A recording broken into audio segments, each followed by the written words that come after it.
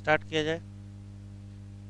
Human health and disease का 3rd lecture है और लास्ट लेक्चर पर हम लोगों ने इम्यूनिटी स्टार्ट कर लिया था और ये समझ लिया था कि जब कभी कोई पैथोजन या एंटीजन हम लोगों की बॉडी में आता है तो बी लिम्फोसाइट एंटीबॉडी का फार्मेशन करती है और टी लिम्फोसाइट एंटीबॉडी फार्मेशन में हेल्प करती है। लेकिन एंटीबॉडी क्या है ये भी पढ़ना है। तो इम्यूनिटी हेडिंग हम लोग पढ़ रहे थे, एंटीबॉडी का स्ट्रक्चर पढ़ लेते हैं, उसके बाद कंप्लीट एनसीईआरटी से इम्यूनिटी हेडिंग पढ़ लेंगे हम लोग। ये है एंटीबॉडी का सिंबॉलिक स्ट्रक्चर। पहला सवाल ये है कि एंटीबॉडी है क्या? तो एंटीबॉडी प्रोटीन है। कौन सी प्रोटीन है? तो स्पेशली कहोगे ब्लड में पाई जाने वाली गामा ग्लोब्यूलिन प्रोटीन है। इसको इम्यूनोग्लोब्यूलिन भी कहते हैं क्योंकि इम्यूनिटी में इन्वॉल्व है। इसको एक ग्लूटिनिन भी कहते हैं, इसको आपसोनिन भी कहते हैं। ये तो रटने वाला सवाल है। एंटीबॉडी क्या है? प्रोटीन है। कौन सी प्रोटीन है? तो कहोगे गामा ग्लोब्यूलिन प्रोटीन है प्लाज्मा की। इसको इम्यूनोग्लोब्यूलिन, इसको आपसोनिन या एक ग्लूटिनिन भी कहते हैं। एक बात। दूसरा सवाल है ये बनाया किसने? तो एंटीबॉडी का प्रोडक्शन या फॉर्मेशन अगर आपसे पूछा जाएगा तो सबसे बेस्ट आंसर दीजिएगा plasma cell. Antibody produce by plasma cell. अब ये कौन सी सेल आ गई? तो जो बी सेल हैं वो कई टाइप की होती हैं, उसी में से एक टाइप है प्लाज्मा सेल। या तो एंटीबॉडी प्रोड्यूस बाय पूछेगा तो आंसर प्लाज्मा सेल दीजिएगा। अगर प्लाज्मा सेल ना मिले तो बी लिम्फोसाइट दीजिएगा, लेकिन टी सेल ना दीजिएगा क्योंकि टी सेल एंटीबॉडी नहीं बनाती। एंटीबॉडी प्रोटीन है। कौन सी प्रोटीन है? तो कहोगे ये क्वाटरनरी प्रोटीन है। अगर थोड़ा बहुत याद आए तो primary structure, secondary structure, tertiary, quaternary होता था। ये क्वाटरनरी स्ट्रक्चर ऑफ प्रोटीन है और इसको बनाने में 4 पॉलीपेप्टाइड चेन लगी होती है। देखो इसमें 2 पॉलीपेप्टाइड चेन लंबी होती हैं, इनको हम लोग हैवी चेन कहते हैं, और 2 थोड़ा छोटी होती है उनको लाइट चेन। हैवी चेन और लाइट चेन सिर्फ इस आधार पर कि अमीनो एसिड की संख्या ज़्यादा है तो हैवी चेन, अमीनो एसिड की संख्या कम है तो लाइट चेन। 445 से 450 हैवी चेन में और 210 से 220 लाइट चेन में। जो कि 2 होती हैं लाइट चेन, 2 होती हैं हैवी चेन, इसी नाते शार्ट फॉर्म में इसको H2L2 कहते हैं। और ध्यान से देखेंगे, अगर ध्यान से देखेंगे तो ये दिखेगा कि चाहे लाइट चेन और हैवी चेन हो उसके बीच भी डाइसल्फाइड लिंकेज पाया जाता है, और चाहे हैवी और हैवी हो उसके बीच भी डाइसल्फाइड लिंकेज पाया जाता है। तो heavy chain connect to light chain तो भी डाइसल्फाइड, और लाइट वो हैवी हैवी तो भी किसके द्वारा? आंसर देंगे डाइसल्फाइड। देखो ये हैवी इस हैवी से जुड़ी है तो भी डाइसल्फाइड, और ये हैवी इस लाइट से जुड़ी है तो भी क्या है? डाइसल्फाइड।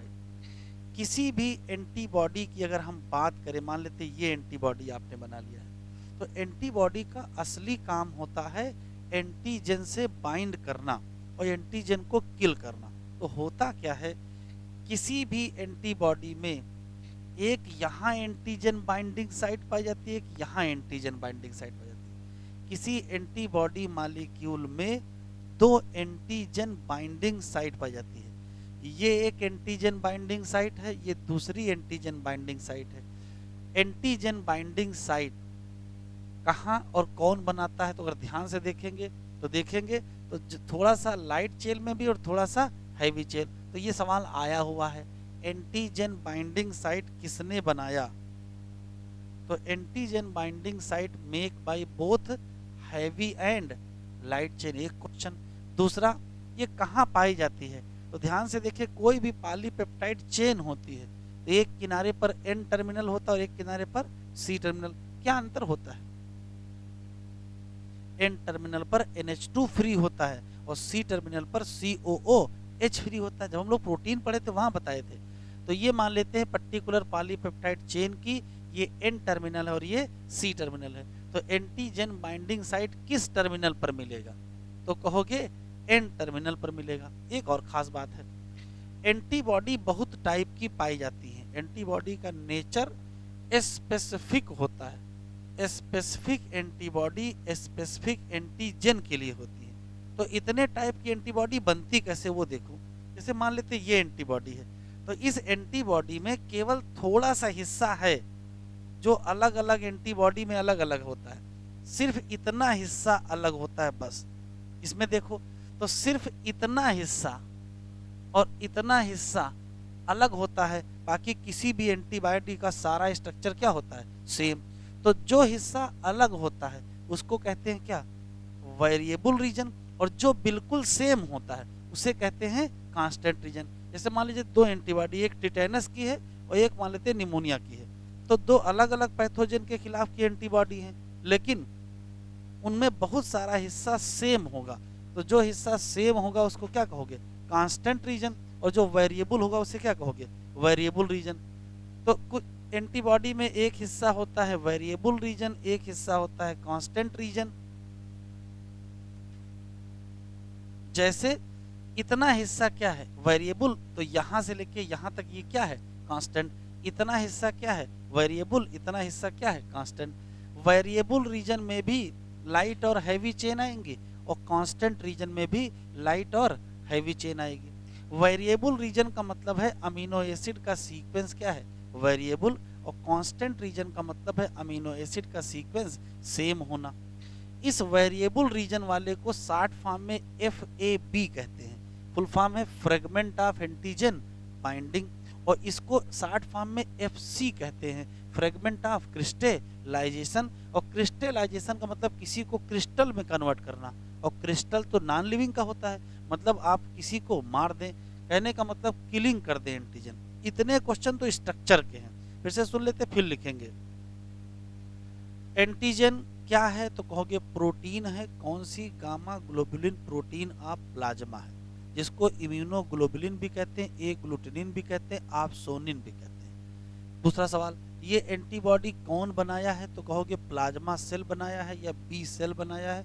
कौन नहीं बनाया है, टी सेल नहीं बनाया। तीसरा सवाल, ये है क्या तो ये क्वाटरनरी स्ट्रक्चर ऑफ प्रोटीन को रिप्रेजेंट करती है। इसमें 4 पॉलीपेप्टाइड चेन पाई जाती हैं, 2 हैवी चेन और 2 लाइट चेन। हैवी चेन और लाइट चेन में नंबर ऑफ अमीनो एसिड का अंतर है, एक में 440 से 450, एक में 210 से 220। एक और खास बात है, हैवी और हैवी चेन भी आपस में जुड़ी होती है और हैवी और लाइट चेन भी आपस में जुड़ी होती है, बस लाइट आपस में नहीं जुड़ी होती है। किसके द्वारा, आंसर देंगे डाइसल्फाइड लिंकेज के द्वारा। फिर सवाल आता है कि किसी भी पर्टिकुलर एंटीबॉडी में क्या पाया जाएगा तो कहोगे एंटीजन बाइंडिंग साइट पाई जाएगी और एंटीजन किलिंग साइट पाई जाएगी। एंटीजन बाइंडिंग साइट कहाँ होती है, एन टर्मिनल पर होती है। किस रीजन में होती है, वेरिएबल रीजन में होती है। किससे बनती है तो कहोगे हैवी और लाइट चेन, और ये क्या है, एन टर्मिनल, और ये क्या है, सी टर्मिनल। तो दूसरा, एक रीजन होता है वेरिएबल रीजन और एक रीजन होता है कांस्टेंट रीजन। वेरिएबल रीजन में अमीनो एसिड का सीक्वेंस अलग होगा, कांस्टेंट रीजन में क्या होगा, सभी एंटीबॉडी में सेम होगा। इसको शॉर्ट फॉर्म में FAB कहते हैं, फ्रेगमेंट ऑफ एंटीजन बाइंडिंग, और इसको शॉर्ट फॉर्म में FC कहते हैं, फ्रेगमेंट ऑफ क्रिस्टलाइजेशन। ये हिस्सा एंटीजन बाइंडिंग के लिए है।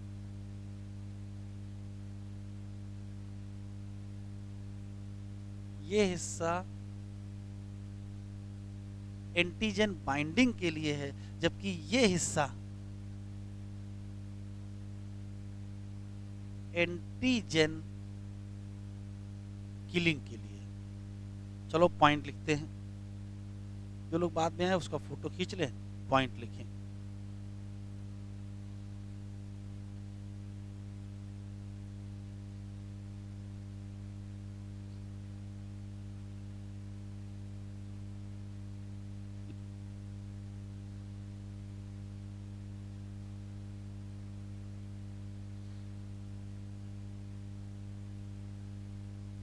लिखें,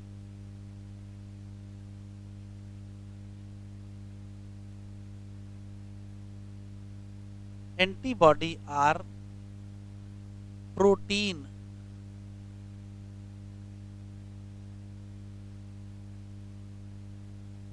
कौन सी,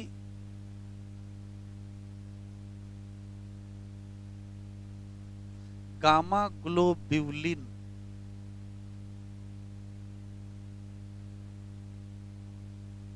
प्रोटीन ऑफ प्लाज्मा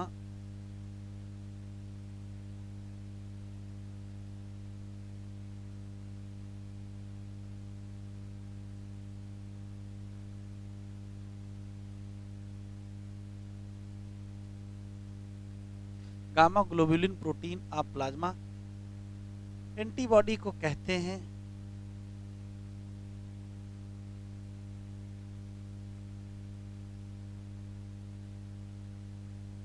इसको इम्यूनोग्लोबुलिन भी कहते हैं,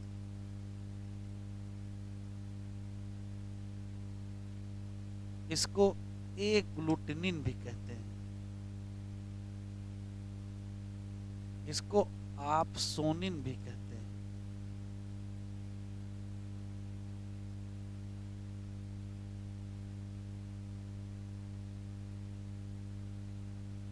एंटीबॉडी प्रोड्यूस बाय, तो सबसे बढ़िया आंसर दीजिएगा ये प्लाज्मा सेल। अगर प्लाज्मा सेल ना मिले तो बी सेल दीजिएगा, लेकिन क्या नहीं दीजिएगा, not by T cell.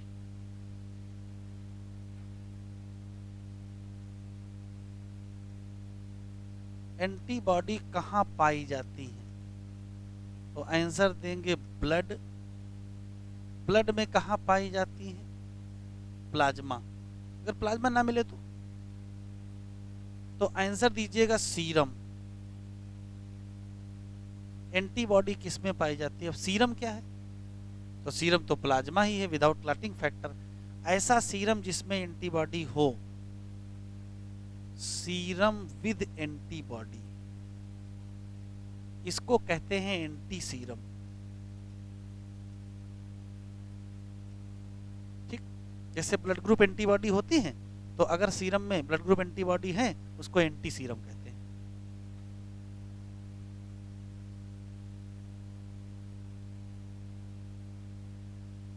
Antibody की जो प्रोटीन है वो कौन सी प्रोटीन है, क्वाटरनरी प्रोटीन स्ट्रक्चर है।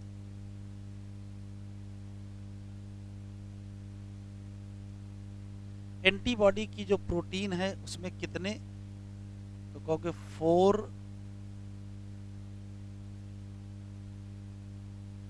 Peptide chain. अब 4 पॉलीपेप्टाइड चेन होंगे तो 2 होंगे हैवी चेन और 2 ही होंगे लाइट चेन। इसी नाते 60 फॉर्म में H2L2 कहते हैं। और पॉलीपेप्टाइड चेन इंटरकनेक्ट भी होती हैं, किसके द्वारा, तो आंसर देंगे डाइसल्फाइड लिंकेज। किसके द्वारा, डाइसल्फाइड लिंकेज।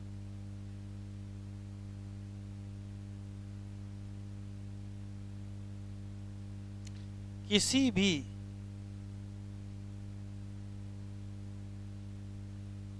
एंटीबॉडी की खास बात यह है कि इस पे पाए जाते हैं 2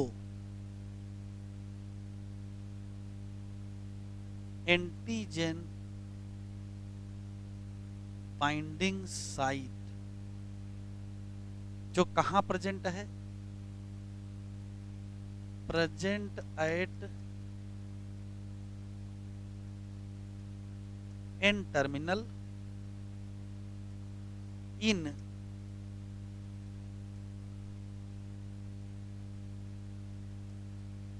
variable region.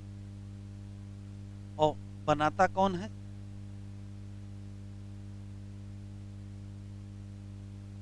By both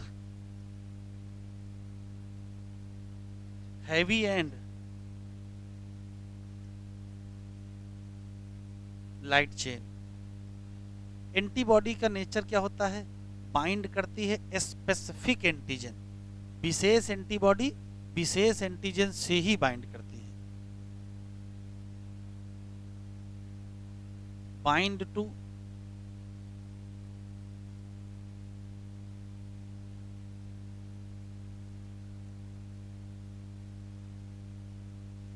specific antigen. Question पूछा कैसे बाइंड करती है, तो याद रखिएगा इलेक्ट्रोस्टैटिक इंटरेक्शन होता है। बाई इलेक्ट्रो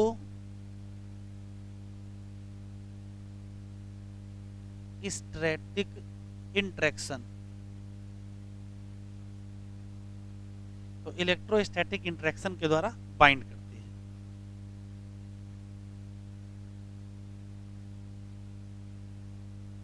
यहां तक हो गया।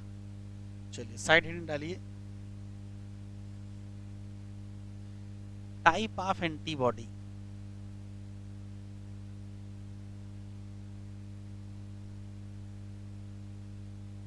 एनसीईआरटी में दिया नहीं लेकिन काम का है। कहोगे 5 प्रकार के 5 टाइप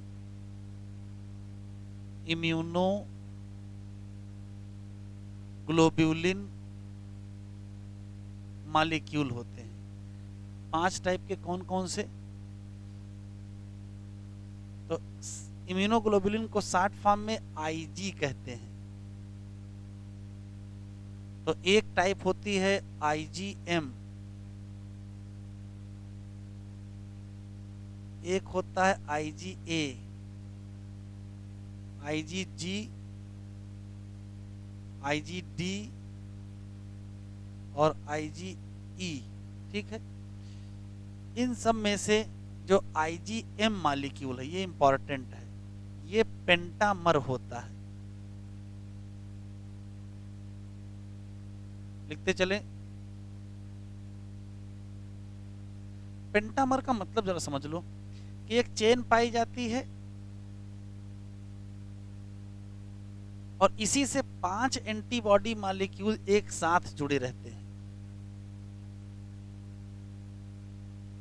अगर 5 एंटीबॉडी मॉलिक्यूल एक साथ जुड़े होंगे तो एक साथ 10 एंटीजन से क्या कर जाएगा? बाइंड कर जाएगा। क्योंकि 1 2 से तो 5 10 से बाइंड कर जाएंगे। जबकि जो आईजीए है ये डाइमर होता है। डाइमर का मतलब 2 एक साथ जुड़े होंगे, जबकि ये सब मोनोमर होते हैं।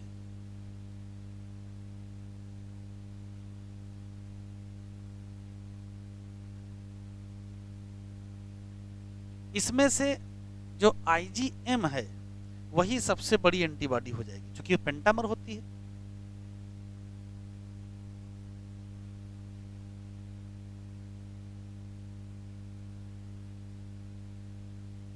Largest antibody. अगर नंबर का ऑर्डर पूछा जाए, नंबर ऑफ एंटीबॉडी, तो ऑर्डर ये होता है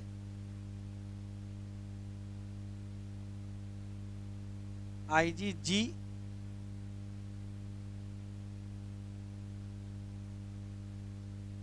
आईजीए,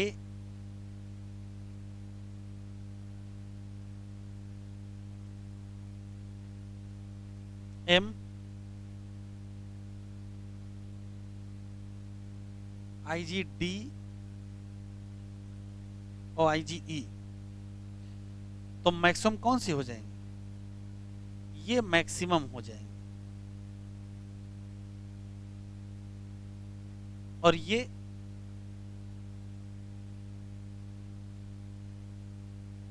मिनिमम हो जाएंगे। सबसे जुड़े एक एक दो दो क्वेश्चन है।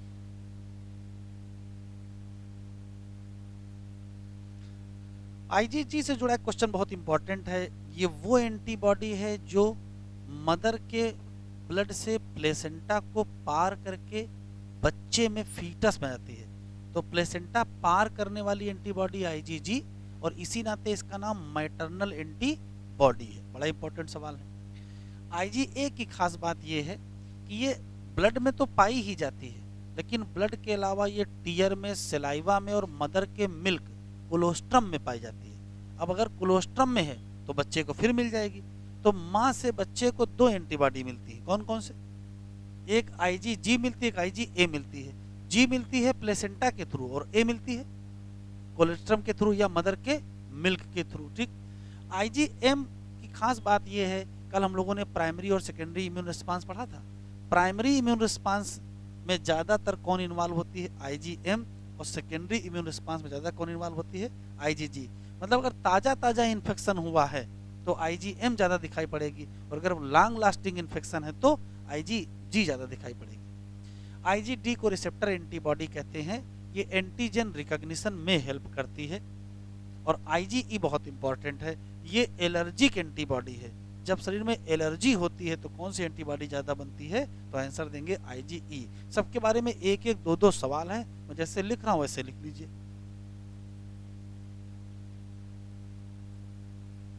आईजीजी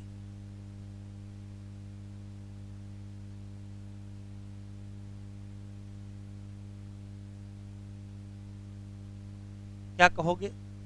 ये है मैटरनल एंटीबॉडी। क्यों?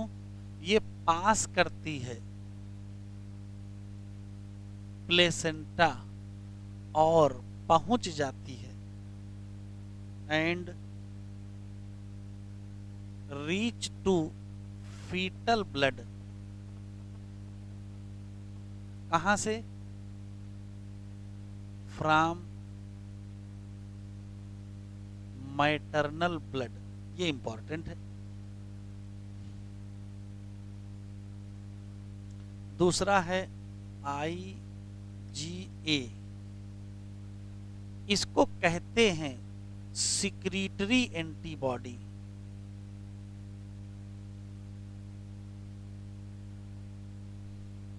ये क्या है? प्रेजेंट इन ब्लड, इसमें तो कोई शक नहीं है। एज वेल एज कहां पाई जाएगी? प्रेजेंट इन तीन जगह मिलेगी, टीयर में, सेलाइवा में और कोलोस्ट्रम, या इसको कहते हैं मदर मिल्क में। और जो बच्चे को मिल जाएगी, ये बच्चे को इम्यूनिटी देगा, पैसिव इम्यूनिटी। ये क्या होती है आगे पढ़ेंगे। ठीक है। इसी तरीके से IG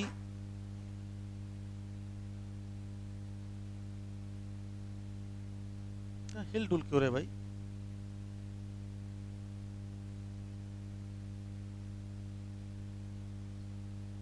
IgG, IgM,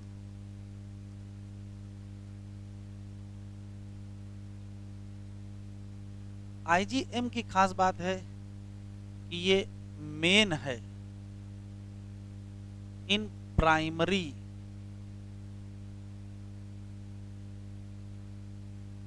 immune response.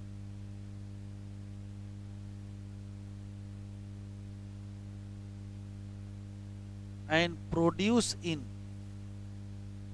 Acute infection. अगर इन्फेक्शन ताजा ताजा हुआ है तो आईजीएम बनेगी। यही साथ में लिख लेते हैं। आईजीजी ये मेन है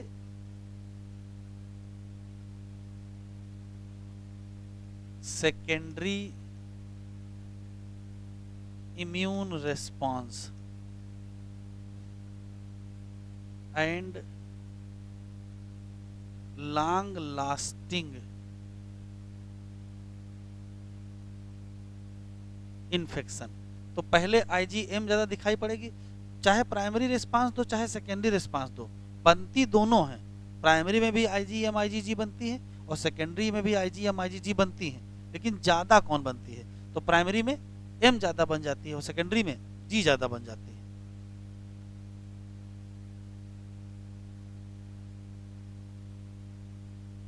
इसको कहते हैं रिसेप्टर एंटीबॉडी, और हेल्प करती है एंटीजन रिकॉग्निशन।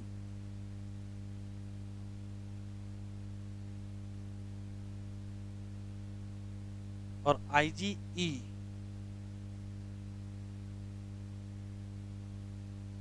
इसे कहते हैं एलर्जिक एंटीबॉडी।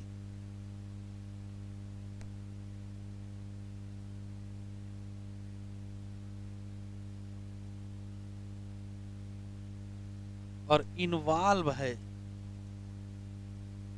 इन एलर्जिक रिस्पांस।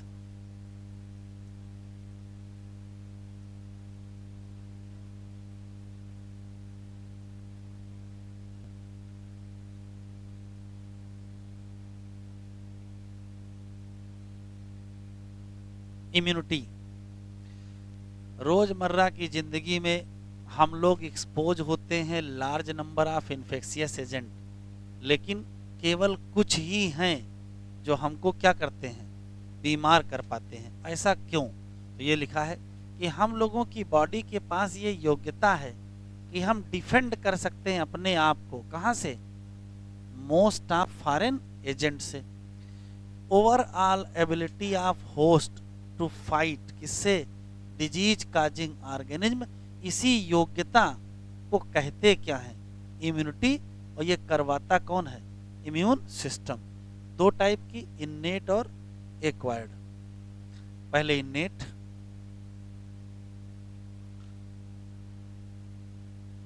इन्नेट इम्यूनिटी में अंडरलाइन करो non specific type of defence, एक question. Present time of birth, दूसरा क्वेश्चन।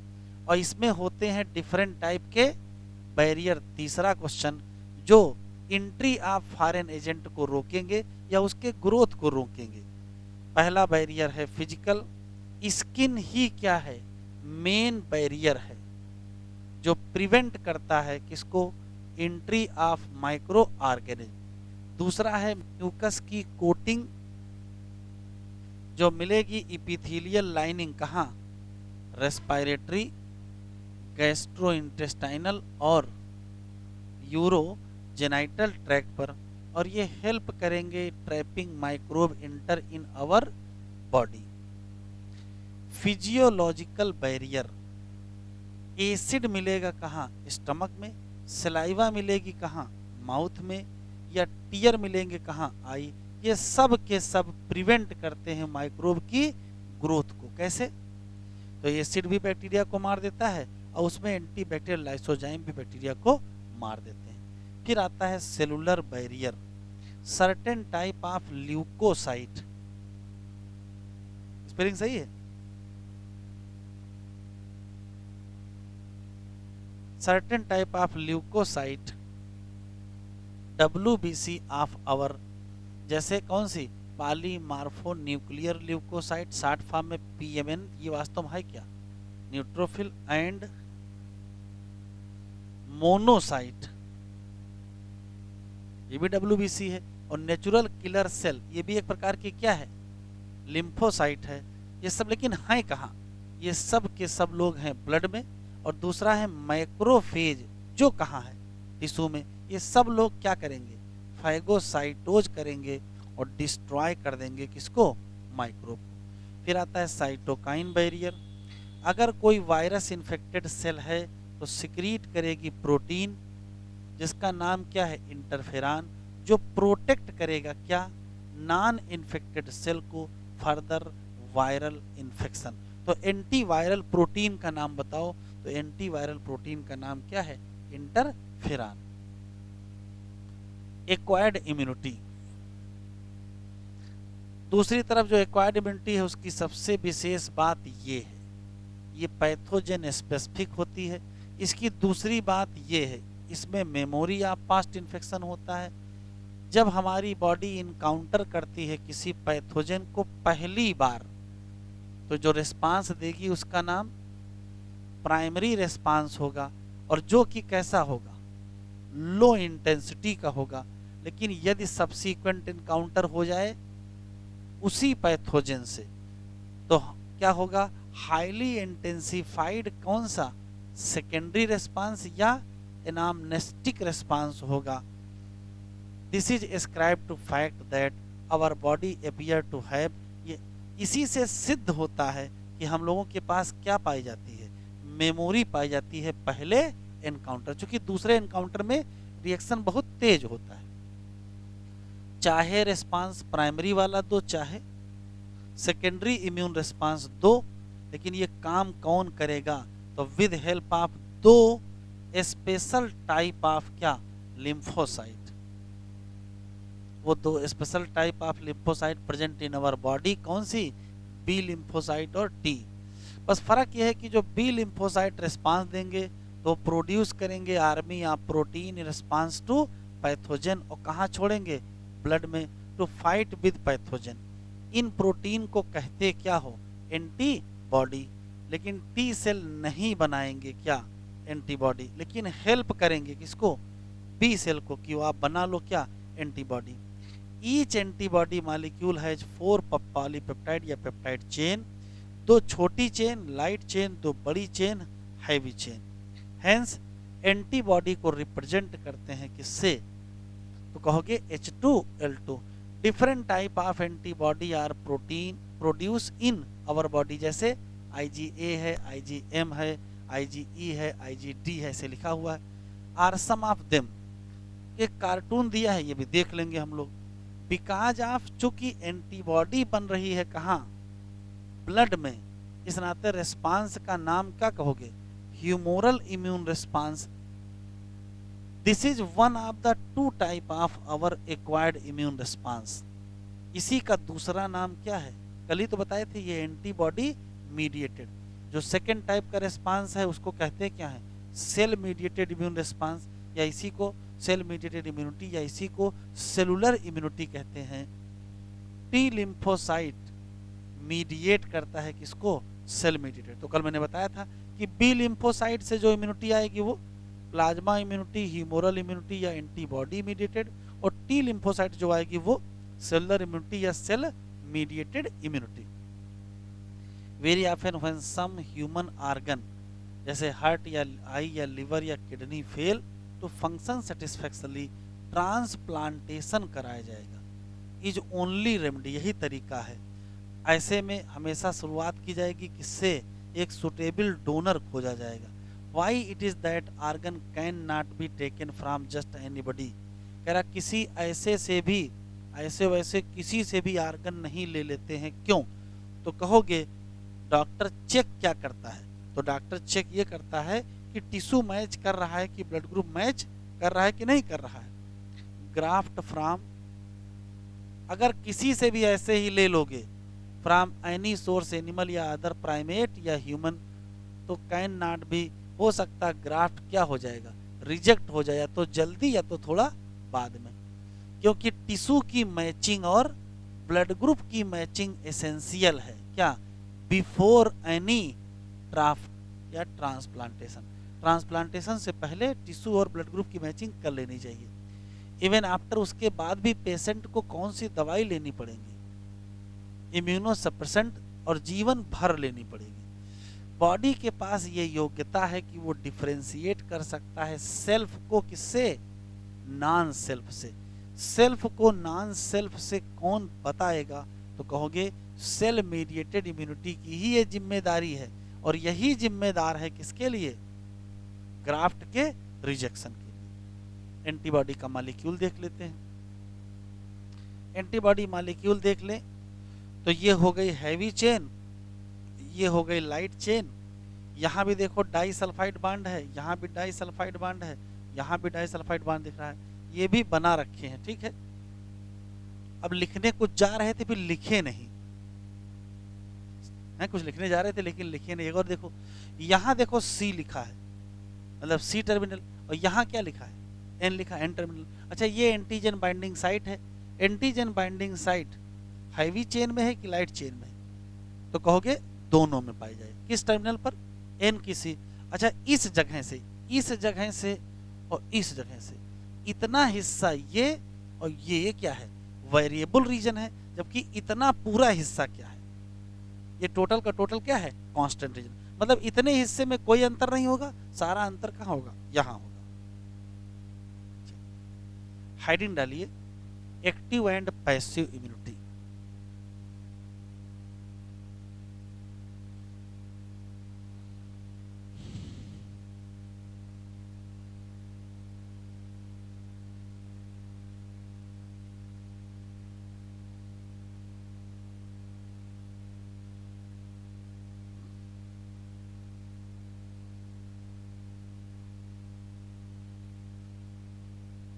जरा देख लीजिए इधर, जैसे मान लेते हैं कि ये एक पर्टिकुलर कोई बॉडी है, ठीक है, और कोई एंटीजन का इन्फेक्शन हो गया, कोई एंटीजन या पैथोजन आ गया, तो क्या करेंगे।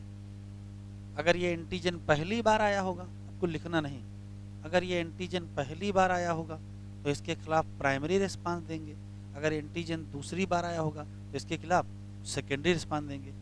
चाहे पहली बार आया हो चाहे दूसरी बार आया हो, उससे फर्क नहीं पड़ता है, रेस्पांस में एंटीबॉडी बनेंगे, बस पहली बार थोड़ा कम बनेंगे और दूसरी बार थोड़ा ज़्यादा बनेंगे, लेकिन बनेंगी ना। तो ध्यान से सुनिएगा, यदि एंटीजन के एक्सपोजर के बाद एंटीबॉडी प्रोड्यूस की जाए,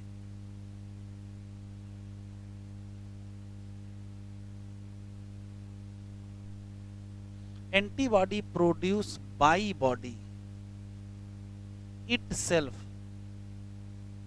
मतलब ये स्वयं क्या करे, एंटीजन को पहचाने और बेटा लिखो नहीं, एंटीजन को पहचाने और एंटीबॉडी बनाए।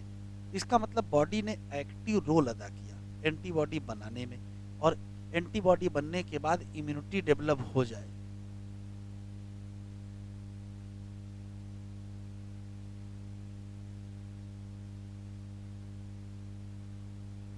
तो इस इम्यूनिटी को ही कहते हैं क्या,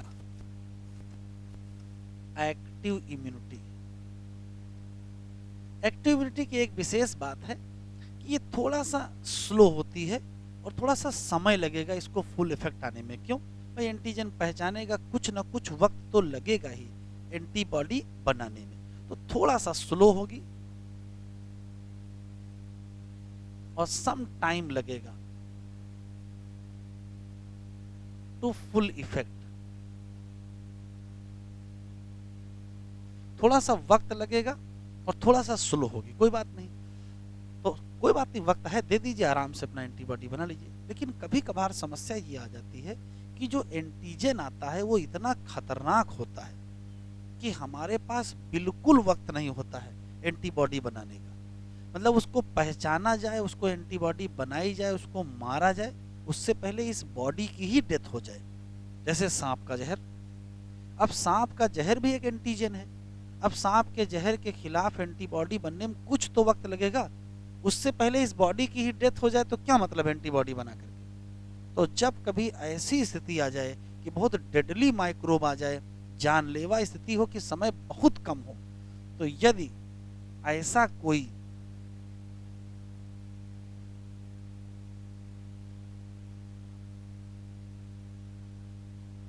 डेडली माइक्रोब आ जाए, जैसे स्नेक वेनम आ जाए, तब क्या करना चाहिए। तो क्या शरीर से कहोगे ऐसा करो, एंटीबॉडी बनाओ, इम्यूनिटी डेवलप करो, इतना तो वक्त ही नहीं है। तो ऐसे केस में क्या किया जाएगा, बॉडी को बनी बनाई antibody, preformed antibody given to body, अब बनी बनाई एंटीबॉडी आप दे दोगे तो ये एंटीबॉडी जाएंगी, इस एंटीजन को मारेंगी, इम्यूनिटी तो तब भी डेवलप हो जाएगी ना। अभी भी क्या होगा, इम्यूनिटी डेवलप।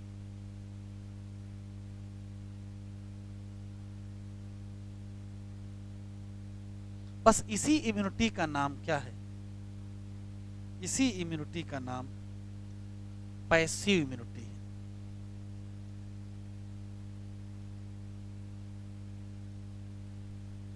एक्टिव इम्यूनिटी और पैसिव इम्यूनिटी में क्या अंतर, पैसिव इम्यूनिटी का मतलब जिसमें बॉडी ने स्वयं एंटीबॉडी नहीं बनाई है, और एक्टिव में बॉडी ने स्वयं एंटीबॉडी बनाई है। तो इसमें क्या हुआ है, antibody not produce by body itself. स्वयं एंटीबॉडी नहीं बनाए हैं तो पैसिव इम्यूनिटी, और अगर स्वयं एंटीबॉडी बनाए हैं तो एक्टिव इम्यूनिटी। दोनों का पर्पज है भाई, अगर हमारे पास वक्त है तो हम लोग एक्टिव इम्यूनिटी से काम चला लेंगे, और अगर वक्त नहीं है तो पैसिव इम्यूनिटी से काम चला लेंगे। बस ध्यान से सुनिएगा, ये जो एंटीजन आया है, ये जो एंटीजन आया है ये नेचुरल एंटीजन है। सामान्य आपने सांस एंटीजन आ गया, आपने एंटीबॉडी बनाई, तो जो एक्टिव इम्यूनिटी डेवलप हुई है वो नेचुरल है कि आर्टिफिशियल है?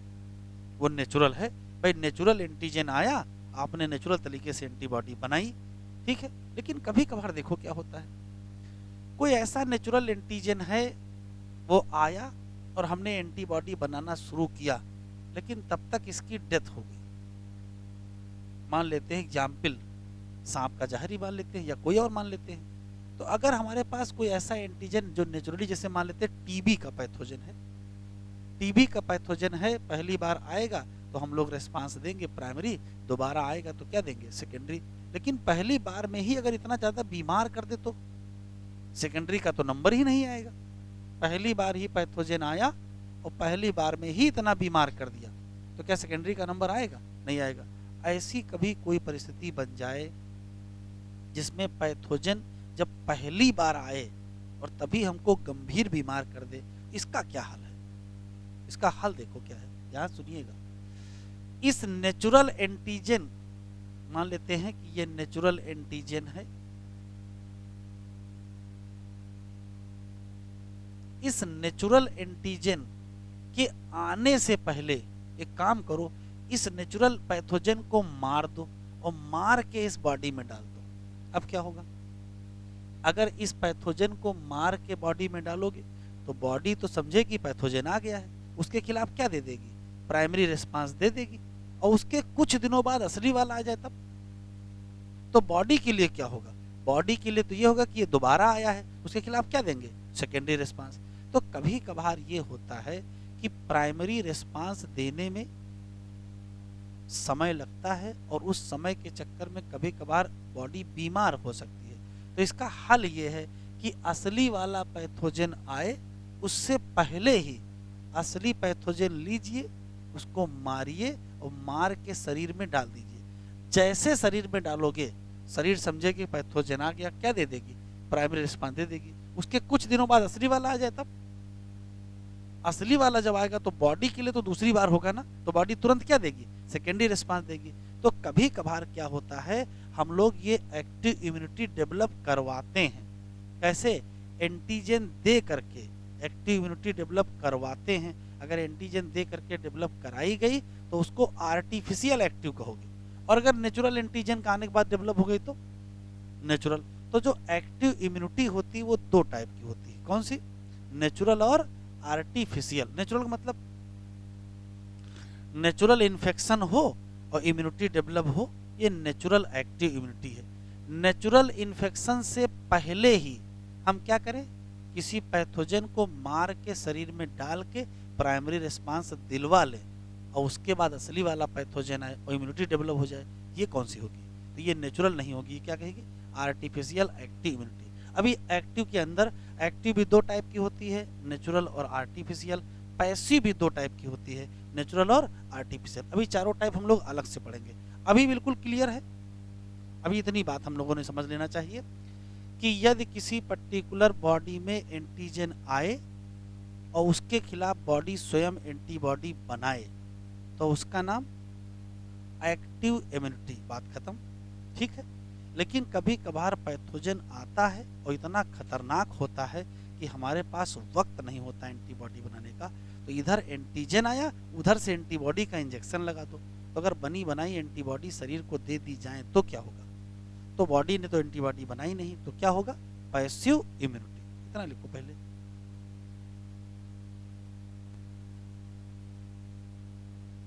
जरा इधर देखें।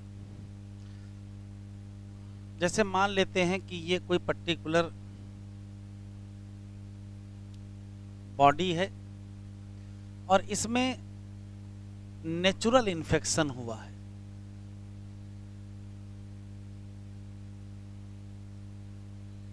और नेचुरल इन्फेक्शन का रिजल्ट ये हुआ कि एंटीबॉडी का प्रोडक्शन हुआ और इम्यूनिटी डेवलप हुई। हमको सिर्फ इतना बताओ, ये एक्टिव है कि पैसिव है? एंटीबॉडी प्रोडक्शन हुआ है, एक्टिव है कि पैसिव है? एक्टिव। और ये नेचुरल इन्फेक्शन से हुआ है, आपने कुछ नहीं किया है, इसी नाते इसको कहते हैं नेचुरल एक्टिव इम्यूनिटी।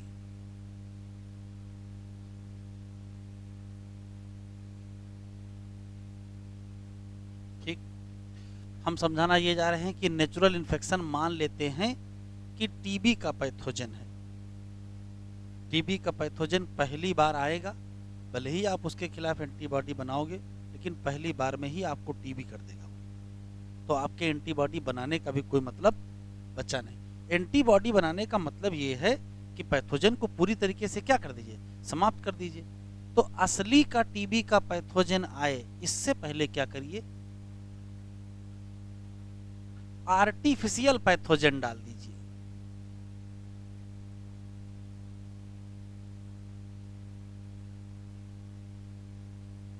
अब आर्टिफिशियल पैथोजन का क्या मतलब, प्लास्टिक का पैथोजन थोड़े डाल देंगे।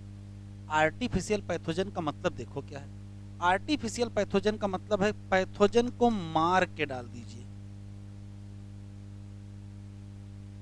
अब ये मरा हुआ पैथोजन है, ये बीमारी तो कर नहीं सकता है, या तो इनएक्टिव पैथोजन डाल दीजिए,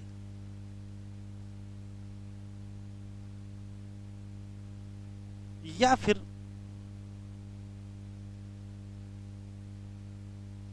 एंटीजेनिक प्रोटीन आप पैथोजन ले लीजिए, बात तो एक ही है, या फिर जीनोम ऑफ पैथोजन ले लीजिए। चाहे ये ले लीजिए, चाहे ये ले लीजिए, चाहे ये ले लीजिए, चाहे ये सब के सब लोग एंटीजन हैं।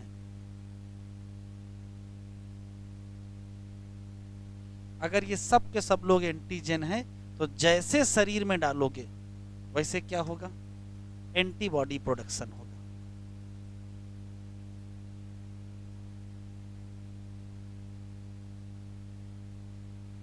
और अगर एंटीबॉडी प्रोडक्शन हुआ और इम्यूनिटी डेवलप हुई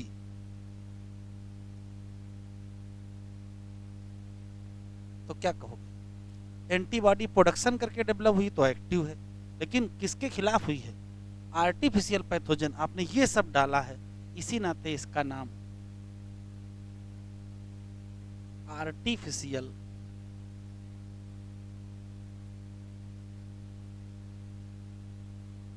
एक्टिव इम्यूनिटी। ऐसा क्यों करने की आवश्यकता पड़ गई, कोई दिक्कत थी इस वाले से? तो बता रहा हूं दिक्कत क्या है। हो सकता है ये नेचुरल इन्फेक्शन में वो पैथोजन हो जो पहली बार ही आए और हमको इतना बीमार कर दे कि मुश्किल हो जाए, तो इसके असली इन्फेक्शन आने से पहले ही क्या डाल दो, नकली इन्फेक्शन डाल दो। अब जब नकली इन्फेक्शन आप डाल दोगे तो बॉडी समझेगी कि पैथोजन आ गया, उसके खिलाफ एंटीबॉडी बना ली। अच्छा, कुछ दिन बाद ये असली वाला आया तब, तो अब इसके खिलाफ हमारी बॉडी क्या देगी, सेकेंडरी रिस्पांस देगी ना, और सेकेंडरी देगी तो इम्यूनिटी अच्छी डेवलप हो जाएगी, पैथोजन मारा जाएगा। क्या बीमारी कर पाएगा, नहीं कर पाएगा। लिखो,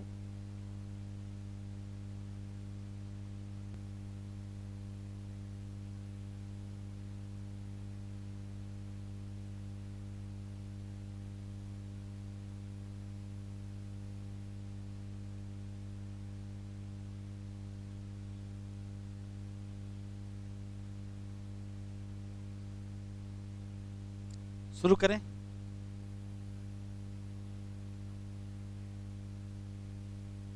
देखो, जैसे मान लेते हैं कि ये कोई बॉडी है,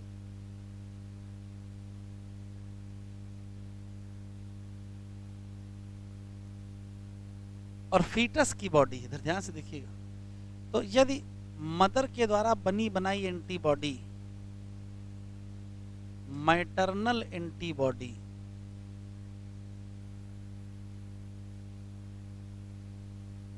बाई प्लेसेंटा, अगर मैटरनल एंटीबॉडी बाई प्लेसेंटा यहां पहुंच जाएं तो बताओ कौन सी इम्यूनिटी होगी? पैसिव। अच्छा, यदि कोलोस्ट्रम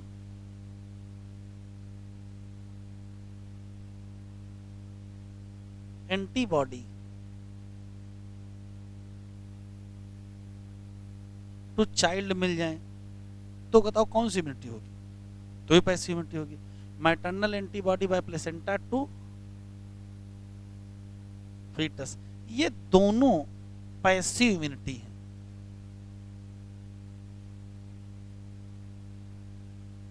बस ये बताओ नेचुरल पैसिव है कि artificial passive?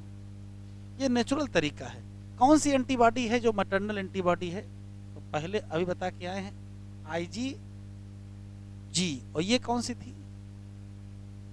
IgA। IgG antibody foetus को मिल जाए और IgA एंटीबॉडी बच्चे को मिल जाए। ये फीटस को मिल जाए प्लेसेंटा के थ्रू और ये बच्चे को मिल जाए कोलोस्ट्रम के थ्रू। बच्चे में कौन सी इम्यूनिटी डेवलप होगी? पैसिव। आर्टिफिशियल की नेचुरल? ये आर्टिफिशियल नहीं है, प्राकृतिक तरीके से मिल रही है, इसी नाते इसको कहते हैं नेचुरल पैसिव इम्यूनिटी। अब देखो, किसी को सांप ने काट लिया और एंटी वेनम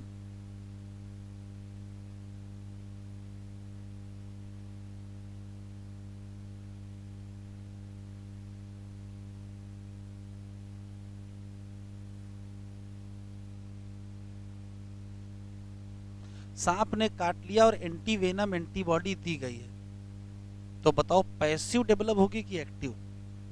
पैसिव। अच्छा, किसी को लोहे से चोट लग गई और anti tetanus antibody given on tetanus infection, इन दोनों केस में जो इम्यूनिटी डेवलप होगी वो कौन सी होगी? पैसिव की एक्टिव?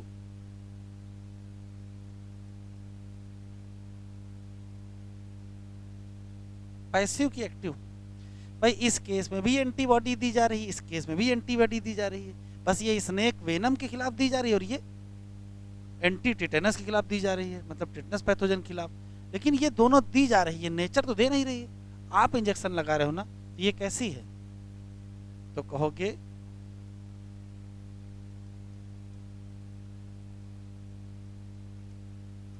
Artificial passive. ध्यान से सुनेंगे, यदि किसी पर्टिकुलर इंडिविजुअल को बाहर से बनी बनाई एंटीबॉडी मिल रही है तो वो पैसिव। पैसिव के 4 एग्जाम्पल याद रखिएगा। पहला, मदर के द्वारा प्लेसेंटा से एंटीबॉडी फीटस में पहुंच जाए, मदर के द्वारा कोलोस्ट्रम से एंटीबॉडी बच्चे को पहुंच जाए, ये दोनों बच्चे को पैसिव इम्यूनिटी देंगी, लेकिन नेचुरल पैसिव। किसी को सांप ने काट लिया है और एंटी वेनम एंटीबॉडी दी जा रही है, अगर एंटी वेनम एंटीबॉडी दे रहे हो तो आप प्राकृतिक रूप से नहीं आ रही, आप दे रहे हो, और टिटनस के इन्फेक्शन के बाद एंटी टिटेनस एंटीबॉडी दे रहे हैं, ये भी आप ही दे रहे हो। ये दोनों एंटीबॉडी दी जा रही है, इसका मतलब ये भी पैसिव है, लेकिन कैसा? आर्टिफिशियल। देखो,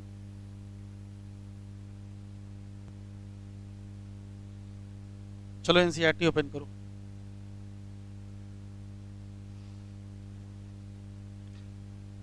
When a host is exposed to antigen, हो सकता वो किस फॉर्म में हो? लिविंग, या हो सकता वो किस फॉर्म में हो? डेड। या हो सकता वो किस फॉर्म में हो? प्रोटीन। तुरंत एंटीबॉडी प्रोड्यूस होंगी।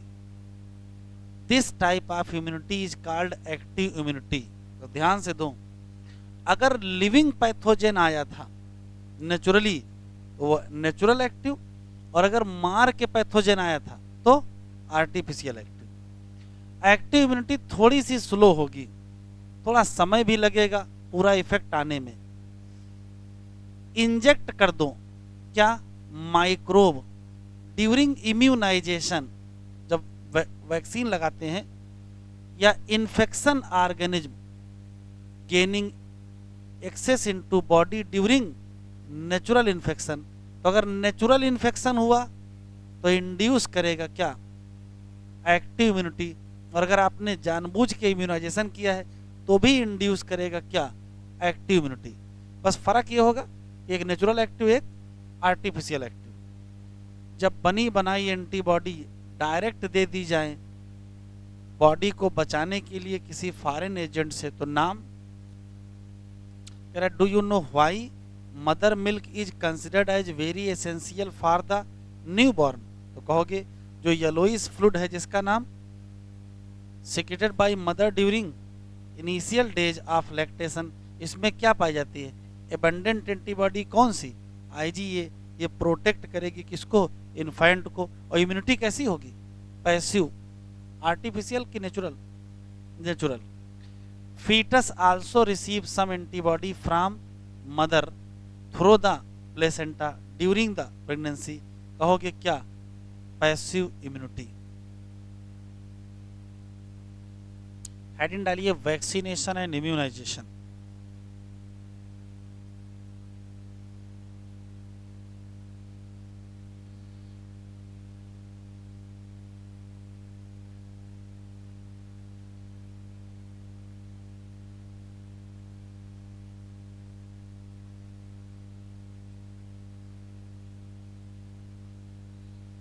वैक्सीनेशन एंड इम्यूनाइजेशन, ध्यान से सुनिएगा।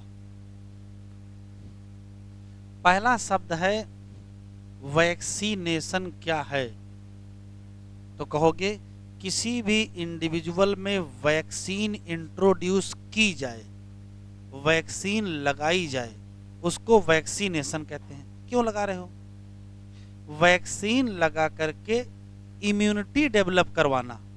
यदि इम्यूनिटी डेवलप हो रही है तो उसको कहते क्या है, इम्यूनाइजेशन। बस आप ये बताओ ये नेचुरल है कि आर्टिफिशियल है, ये आर्टिफिशियल है। तो वैक्सीनेशन एंड इम्यूनाइजेशन वास्तव में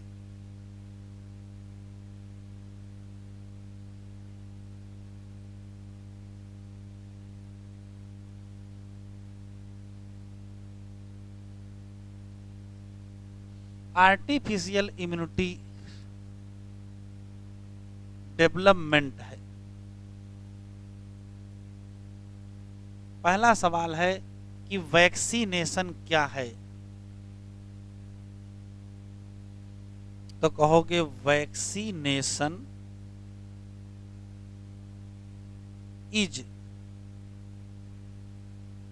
introduction of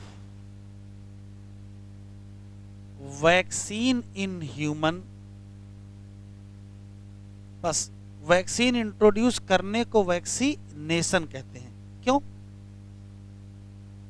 to induce artificial immunity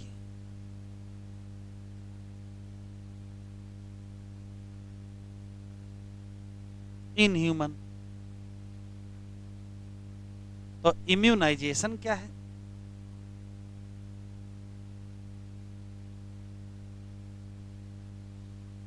तो कहोगे आर्टिफिशियल इम्यूनिटी डेवलप करने का जो तरीका है उसी का कहते हैं इम्यूनाइजेशन। टू डेवलप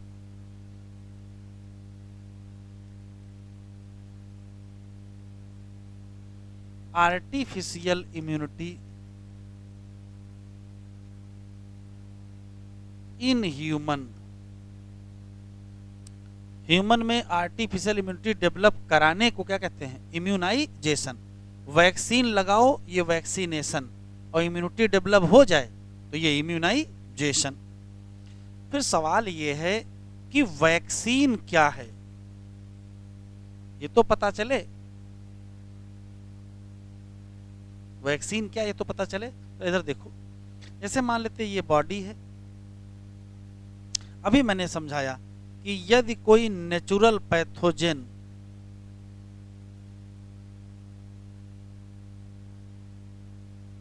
इस बॉडी में आएगा तो बॉडी क्या बनाएगी, एंटीबॉडी बनाएगी।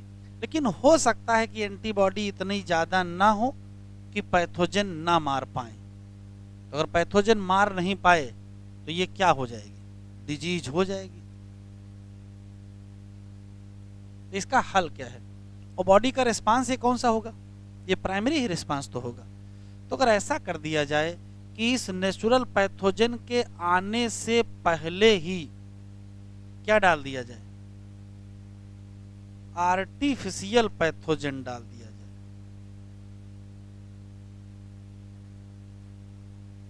तो जैसे आर्टिफिशियल पैथोजन डालोगे तो भी बॉडी क्या बनाएगी, एंटीबॉडी बनाएगी। ये रिस्पांस बताओ कौन सा होगा, प्राइमरी रिस्पांस होगा।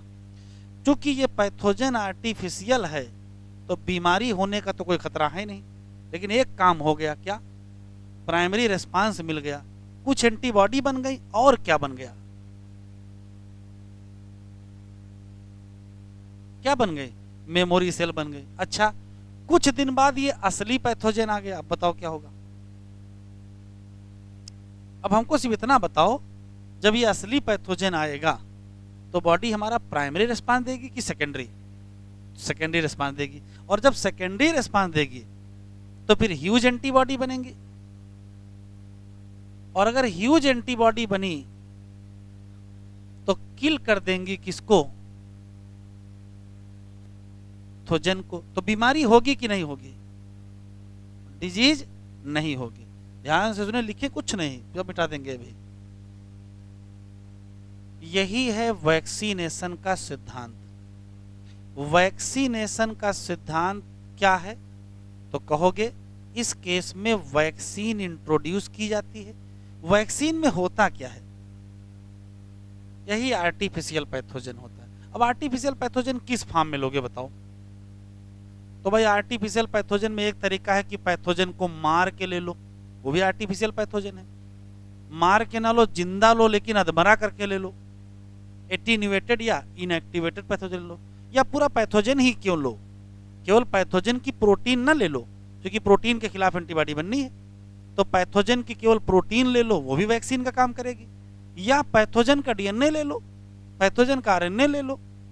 कोरोना की वैक्सीन पैथोजन के आरएनए से बनी। ध्यान से सुनिएगा, वैक्सीन क्या है,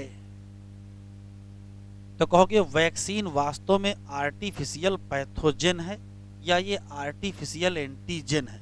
किस फॉर्म में होगा, तो या तो ये मरे हुए पैथोजन के फॉर्म में होगा, लेकिन अगर जिंदा लोगे तो अधमरा होगा, या तो इनएक्टिव पैथोजन होगा, या तो एंटीजन की पैथोजन की प्रोटीन होगी, और या तो पैथोजन का जीनोम होगा। ये क्यों डालोगे, तो बॉडी को दे देंगे कि बनाओ थोड़ी सी एंटीबॉडी बनाओ, प्राइमरी रिस्पांस दो, और क्या बना लो, मेमोरी सेल बना लो। क्यों, मेमोरी सेल बना के रख लिए, और कुछ दिनों बाद असली पैथोजन आ गया, अब क्या होगा, अब तो बॉडी क्या देगी, सेकेंडरी रिस्पांस देगी। और जब सेकेंडरी रिस्पांस देगी तो बहुत ज्यादा एंटीबॉडी बनेंगी, बहुत ज्यादा एंटीबॉडी बनेगी, असली पैथोजन मारा जाएगा कि नहीं मारा जाएगा, मारा जाएगा, तो इम्यूनिटी डेवलप हो गई। तो ध्यान से सुनिए, वैक्सीन क्या है, तो कहोगे वैक्सीन एंटीजेनिक नेचर की होती है।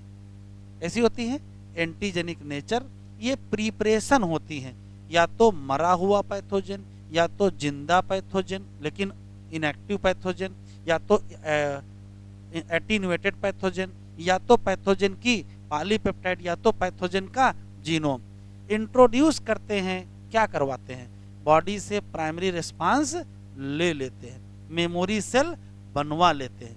असली पैथोजन जब आता है तो बॉडी क्या देती है, सेकेंडरी रिस्पांस, पैथोजन मारा जाता है, इम्यूनिटी डेवलप हो जाती है।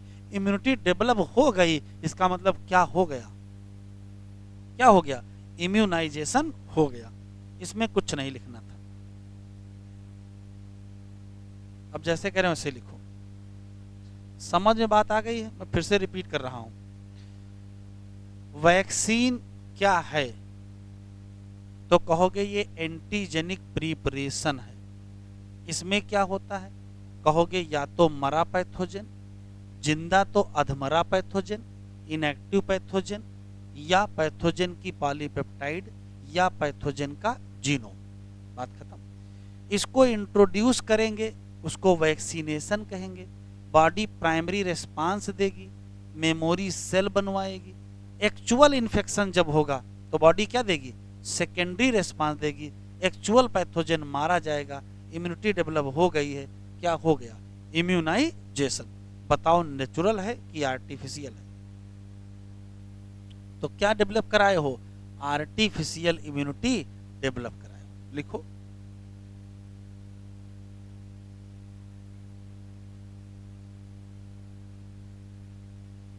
वैक्सीन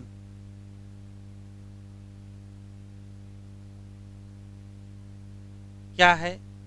तो कहोगे एंटीजेनिक प्रिपरेशन है।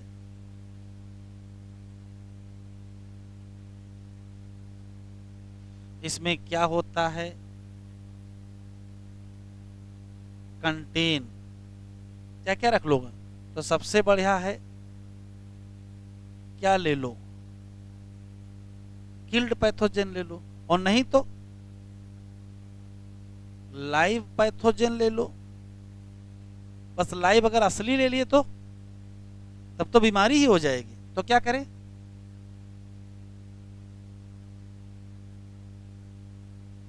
इनएक्टिव पैथोजन, या इसी का दूसरा नाम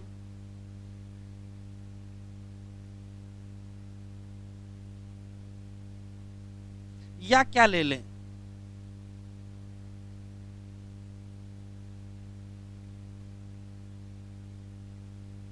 एंटीजेनिक प्रोटीन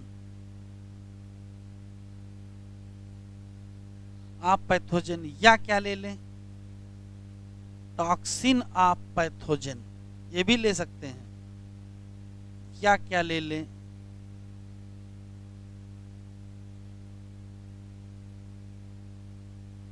जीनोम आप पैथोजन। इतनी चीजें ले सकते हैं।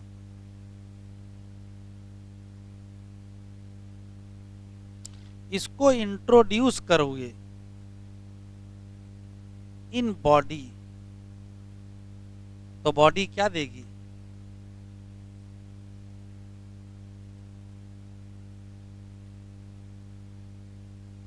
प्राइमरी रिस्पांस देगी कि नहीं देगी?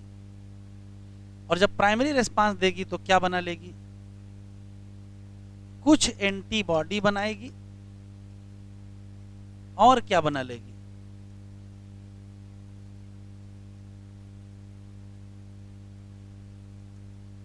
Memory cell. और फिर जब एक्चुअल इन्फेक्शन होगा तो क्या होगा?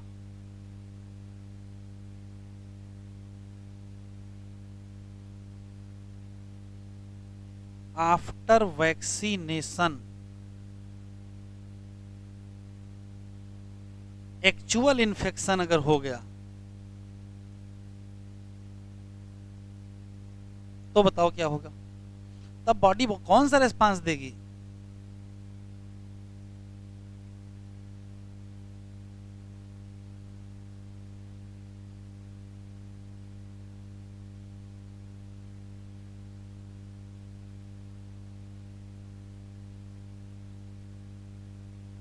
और सेकेंडरी रिस्पांस मिलेगा। और अगर सेकेंडरी रिस्पांस मिल गया तो एक्चुअल पैथोजन मारा जाएगा, इम्यूनिटी डेवलप।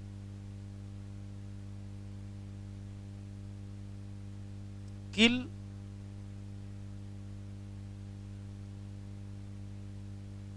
एक्चुअल पैथोजन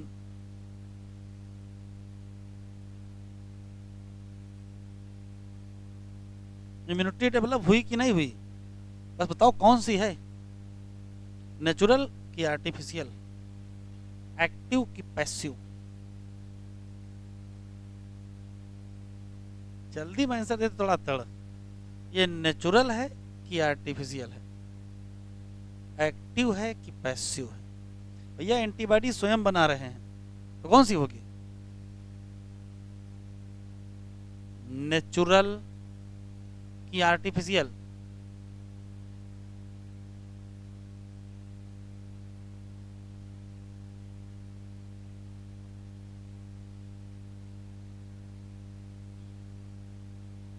बताया तो था पीछे भी। बताओ, एंटीबॉडी कौन बनाया? शरीर बनाई। एक्टिव है कि पैसिव? और एंटीजन तुम दिए थे, एंटीजन तो तुम ही दिए थे ना, ये वाला। हो गया। तो वैक्सीनेशन का सिद्धांत क्या है? तो उसमें एक लाइन का सिद्धांत है, एंटीजन दे करके मेमोरी सेल बनवा करके असली पैथोजन को मरवाया जाए, बस यही है। इसका मतलब mechanism of vaccination based on memory cell. अगर मेमोरी सेल ना बनती तो ये वाली, अगर मेमोरी सेल ना बनती तो जब असली पैथोजन आता तो फिर वही समस्या खड़ी होती। तो असली पैथोजन के आने से पहले क्या बनवा के रख लिए? मेमोरी सेल बनवा के रख लिए।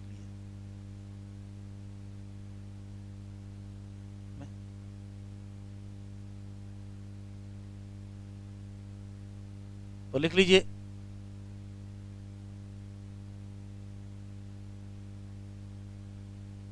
Principle of vaccination depend on इस पर मेमोरी सेल। आप सोचो, अगर मेमोरी सेल ना बनती तो फिर कोई मतलब नहीं था।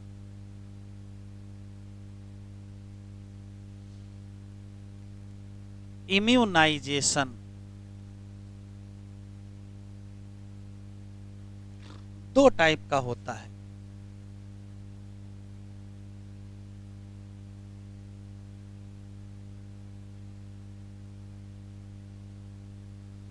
अभी जो पीछे बढ़ाए हैं,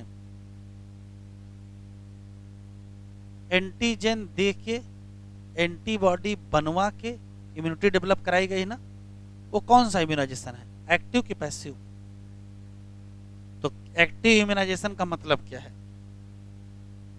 एंटीजेनिक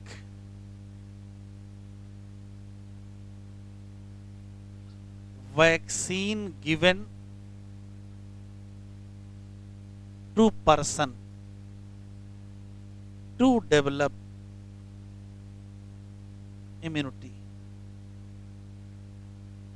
अगर एंटीजेनिक वैक्सीन दे करके इम्यूनिटी डेवलप करवा ली जाए तो एंटीजन दे करके एंटीबॉडी नहीं बनवाओगे, एंटीबॉडी बनवाओगे। कौन सी इम्यूनाइजेशन होगा? Active immunization. दूसरा देखो, दूसरा है passive immunisation.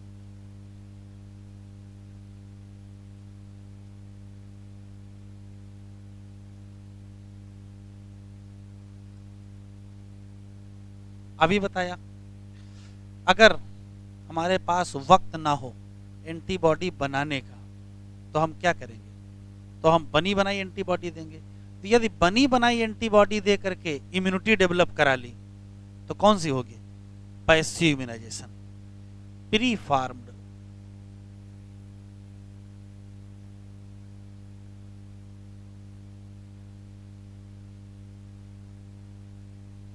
Given to body to develop immunity. अगर बनी बनाई एंटीबॉडी दे करके इम्यूनिटी डेवलप कराई गई तो कौन सा इम्यूनाइजेशन होगा? पैसिव। इसकी आवश्यकता कब पड़ेगी? रिक्वायर व्हेन, बताओ। व्हेन पैथोजेन या एंटीजन आर वेरी डेडली, खतरनाक।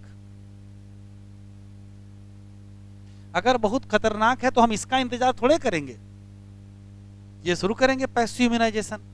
जैसे एग्जाम्पल, एंटीवेनम इंजेक्शन और anti tetanus injection. Antivenom injection में क्या होगा, एंटीबॉडी होंगी अगेंस्ट स्नेक वेनम, और एंटी टिटेनस में होंगी एंटीबॉडी अगेंस्ट टिटेनस टॉक्सिन।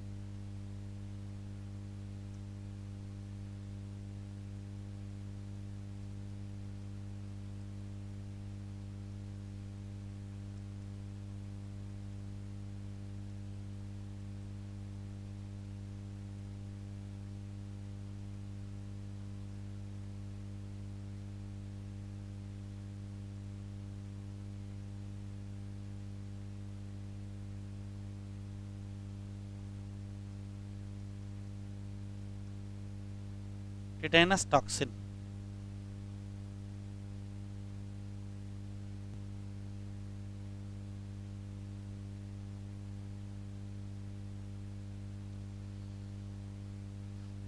पहली लाइन, प्रिंसिपल ऑफ इम्यूनाइजेशन और vaccination is based on property of, ये क्या लिखा है, मेमोरी ऑफ इम्यून सिस्टम।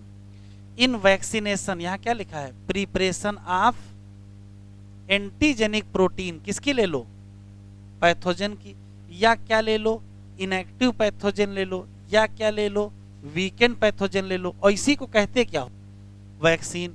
और इसको इंट्रोड्यूस कर दो किसमें, बॉडी में, तो एंटीबॉडी बॉडी ही तो बनाएगी अगेंस्ट द एंटीजन, और वो न्यूट्रलाइज करेगा क्या, पैथोजन एजेंट ड्यूरिंग, ये क्या लिखा है, एक्चुअल इन्फेक्शन। एक्चुअल इन्फेक्शन से पहले वैक्सीन दी गई है। वैक्सीन आल्सो जनरेट क्या, मेमोरी, अब चाहे बी कहो चाहे टी सेल, वो रिकॉग्नाइज करेंगे पैथोजन को क्विकली ऑन क्या, सब्सिडेंट एक्सपोजर, और बिल्कुल निपटा देंगे किनको, पैथोजन को, by massive production of antibody.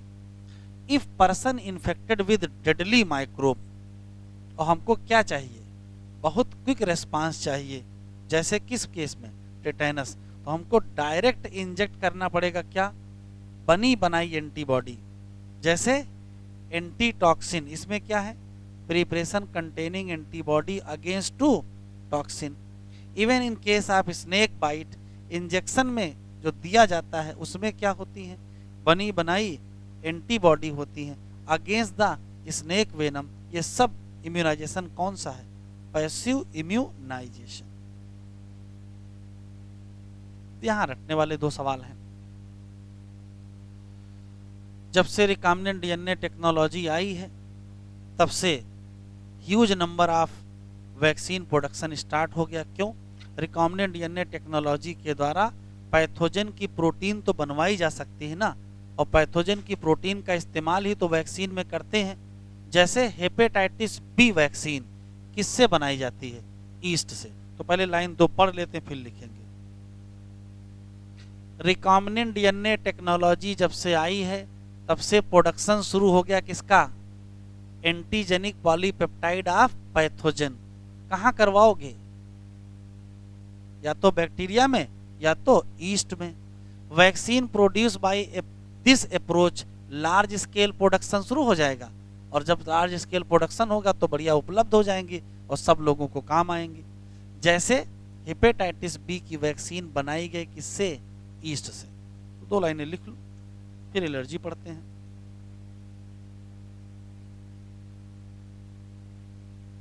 Recombinant DNA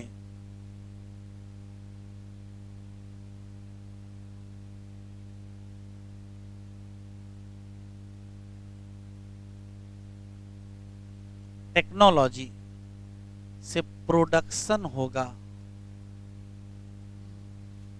antigenic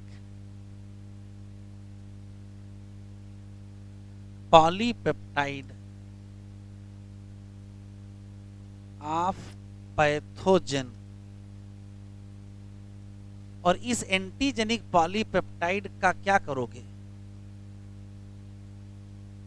use करोगे क्या, एज ए वैक्सीन। इसमें कोई दिक्कत नहीं। दूसरा, डीएनए रिकॉम्बिनेंट टेक्नोलॉजी का एक और फायदा होगा, मास प्रोडक्शन हो पाएगा।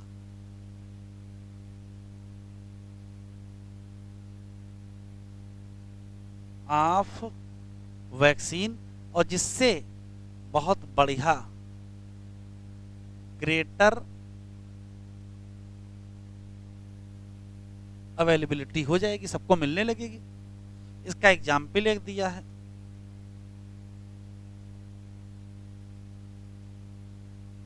हेपेटाइटिस कौन सी, बी वैक्सीन, प्रीपेयर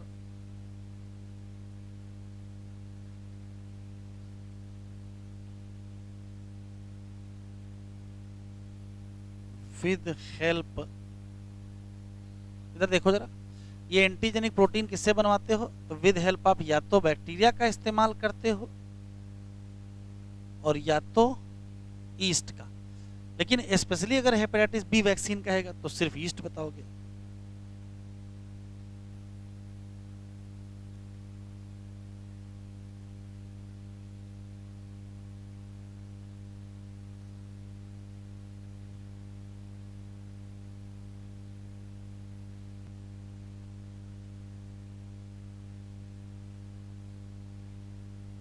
हेडिंग डालें एलर्जी,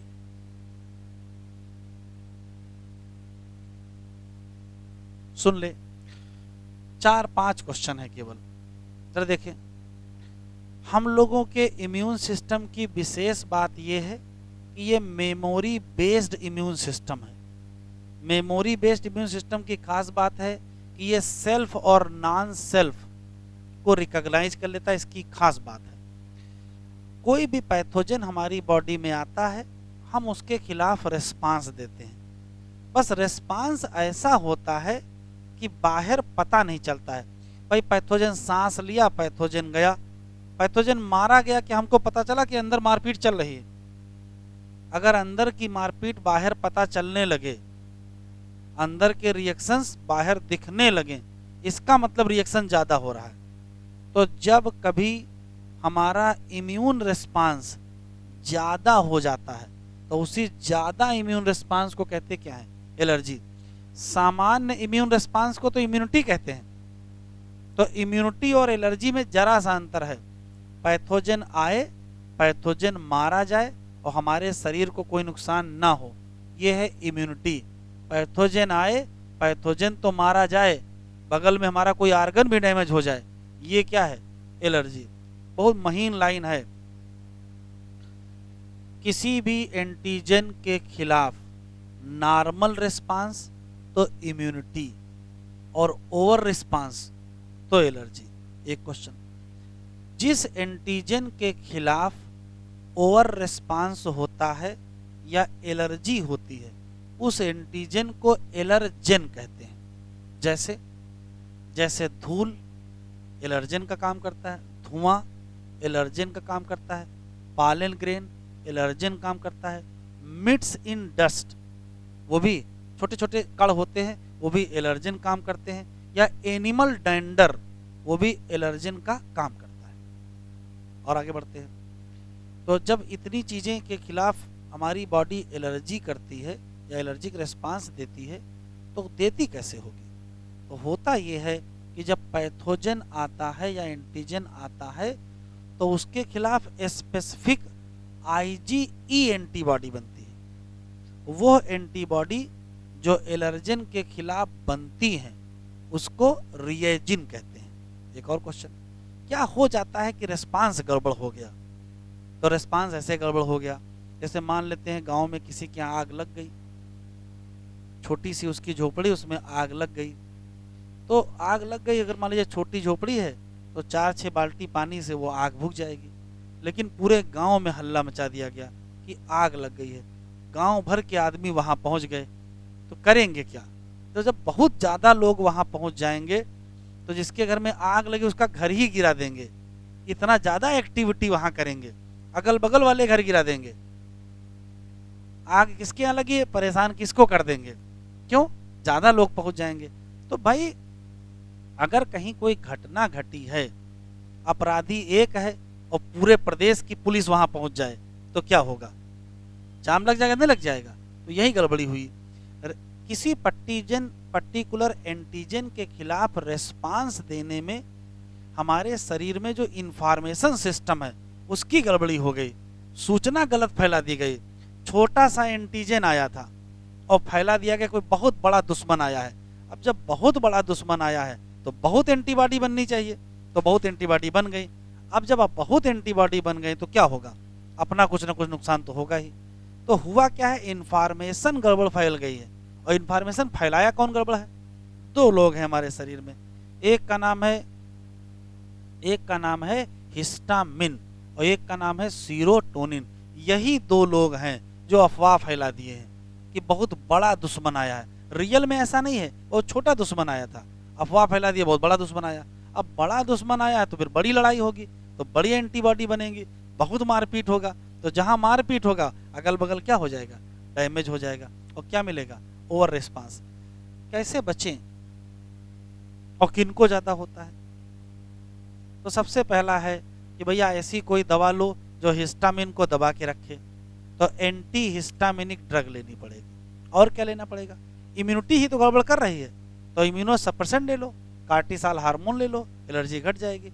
आयोडिनलिन का भी इसमें इस्तेमाल करते हैं, तो ये सब इस्तेमाल होते हैं as a treatment, anti histaminic drug, cortisol और आयोडिनलिन।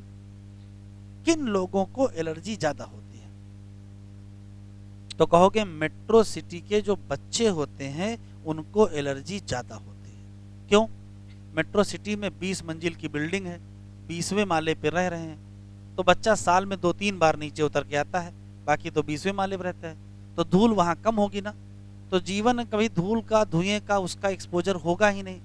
फिर ऐसा तो नहीं कि जीवन भर 20वें माले पे बने रहेंगे, कभी न कभी तो नीचे आएंगे ही, जीवन में काम करने जाएंगे, तो एक्सपोजर होगा।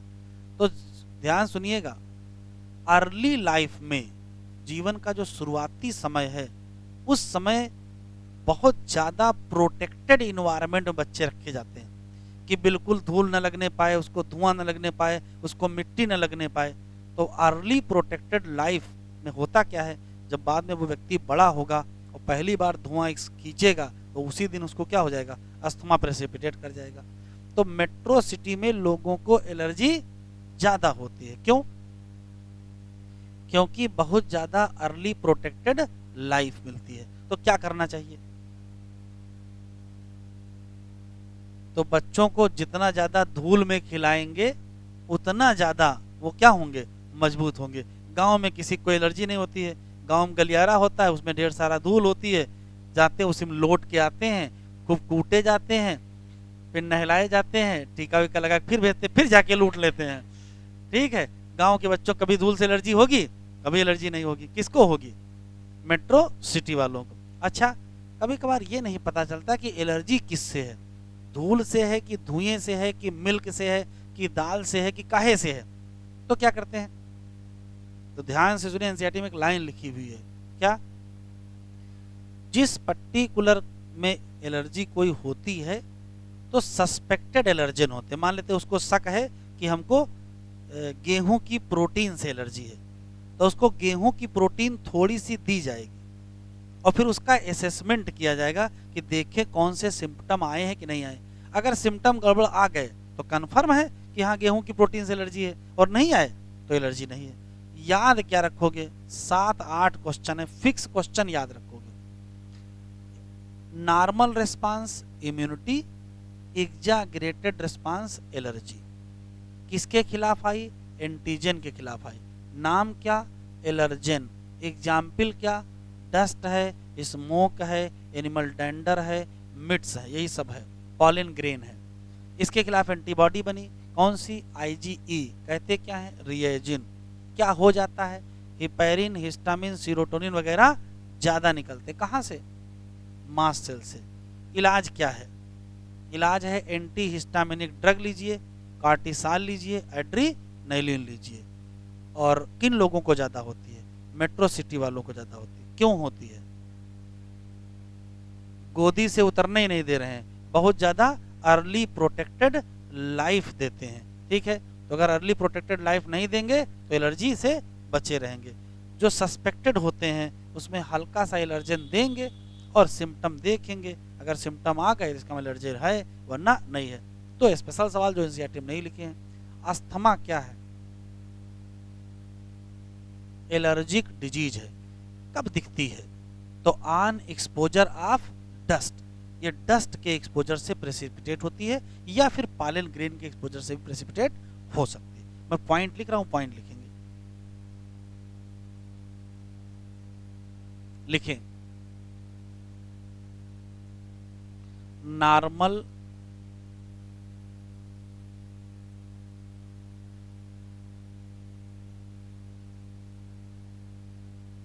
इम्यून रिस्पांस, इसको कहते हैं इम्यूनिटी।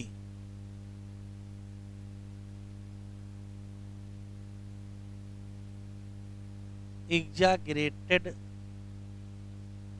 इम्यून रिस्पांस मतलब ज्यादा हो जाए, इसी को कहते हैं एलर्जी। और एग्जागरेटेड इम्यून रिस्पांस किसके खिलाफ होती है? अगेंस्ट सम एंटीजन, इनको कहते क्या है? एलर्जन। एग्जाम्पल डस्ट है, स्मोक है, एनिमल डेंडर है, मिट्स डस्ट है, पॉलन ग्रेन है।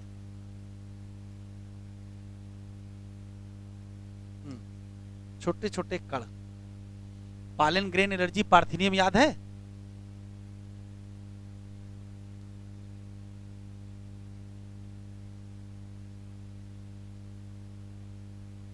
एंटीबॉडी प्रोड्यूस अगेंस्ट एलर्जन, कौन सी? आईजीई टाइप, इसको रिएजिन भी कहते हैं।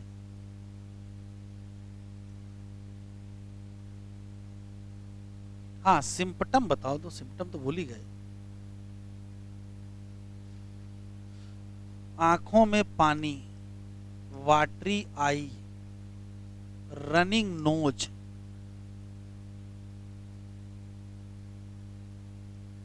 डिफिकल्टी इन ब्रीदिंग,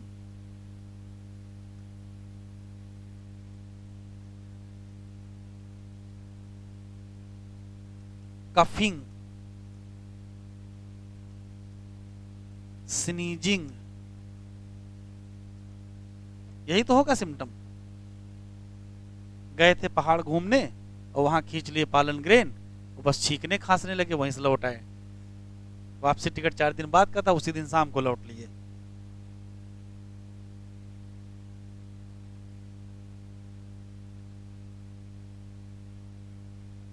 मेन काज क्या है?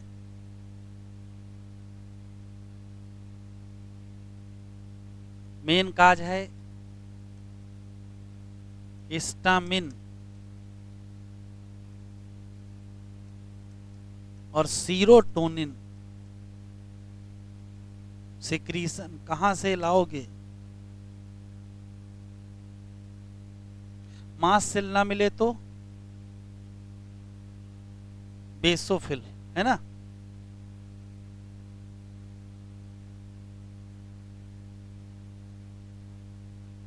ट्रीटमेंट बताओ। एंटी हिस्टामिनिक ड्रग,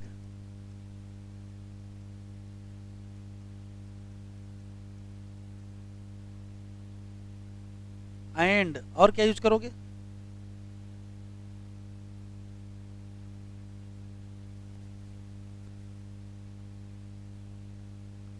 मेन यही है anti histaminic.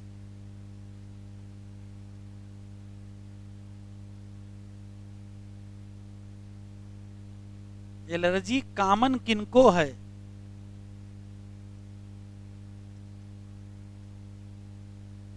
Children of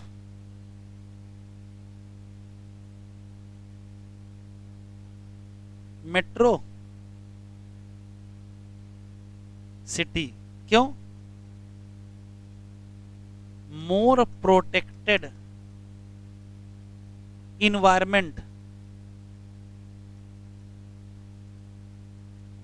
in early life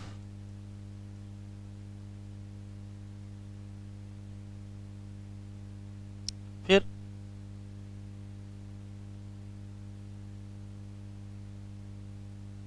allergy का कंफर्मेशन कैसे करेंगे? तो स्मॉल अमाउंट ऑफ एलर्जिन दिया जाएगा और एनालिसिस करेंगे।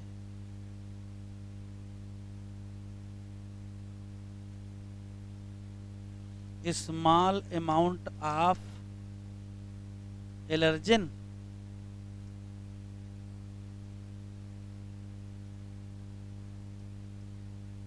गिवन और फिर सिम्पटम की स्टडी कर लीजिए।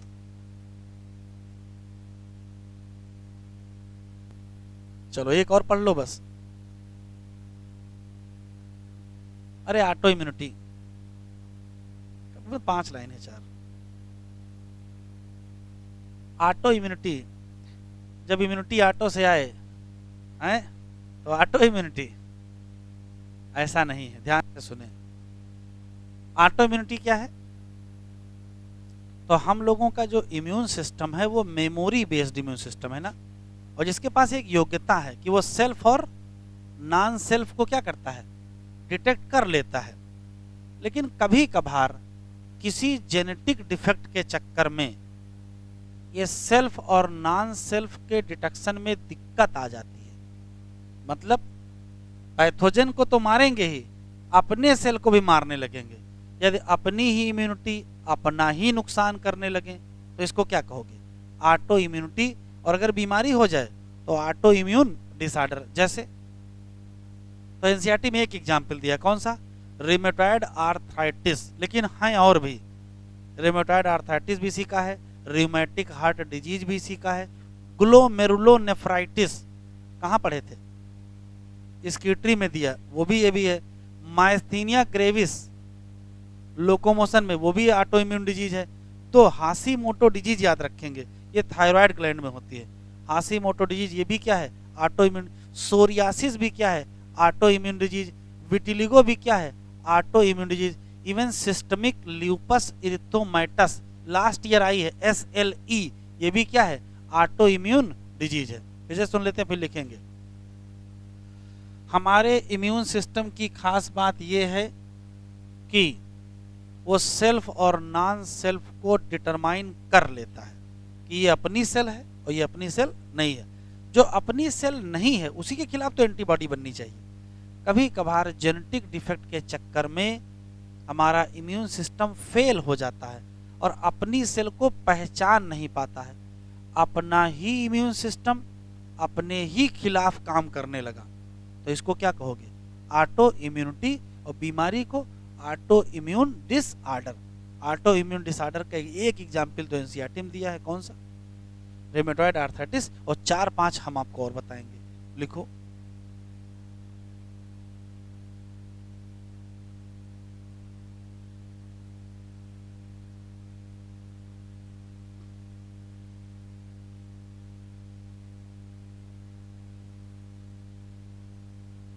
Memory base, our immune system के पास क्या योग्यता है? ये रिकॉग्नाइज कर सकता है सेल्फ एंड क्या नॉन सेल्फ सेल या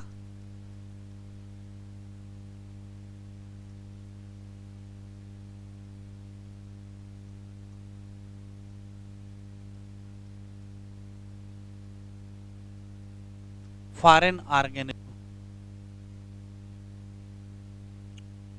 due to some genetic defect. किसी जेनेटिक डिफेक्ट के चक्कर में our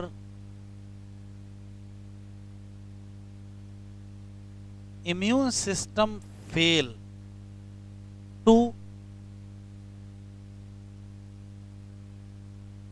determine self cell from non self cell. Antibody बनना किसके खिलाफ चाहिए? नॉन सेल्फ, दूसरे के खिलाफ बनना चाहिए, और बनने किसके लगी? अपने खिलाफ। क्या हो गया?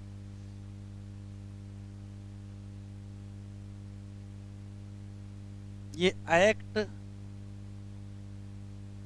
Against self cell. कैसे? Produce antibody against self cell या आर्गन। तो अगर अपने आर्गन के खिलाफ एंटीबॉडी बन गई तो अब क्या करोगे? तो हो जाएगी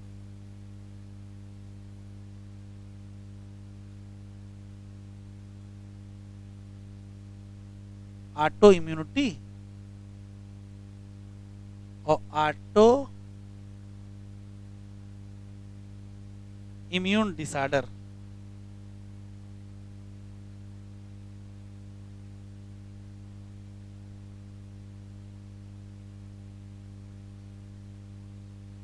ऑटो इम्यून डिसऑर्डर के नाम पूछे गए हैं। पहला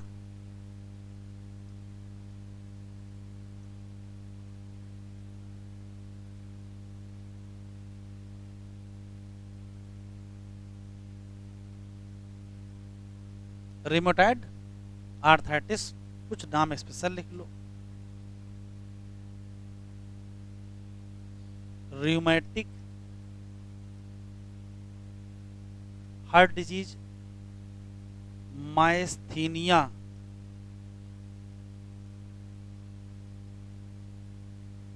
gravis, glomerulo nephritis,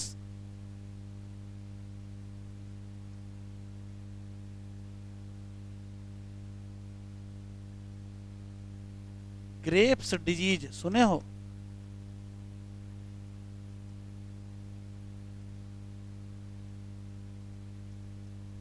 thyroid, हाशीमोटो,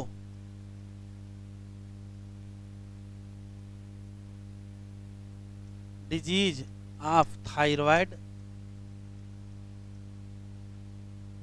psoriasis,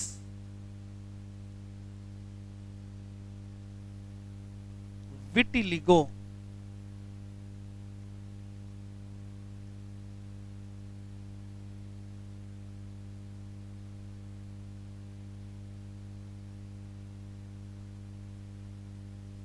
SLE,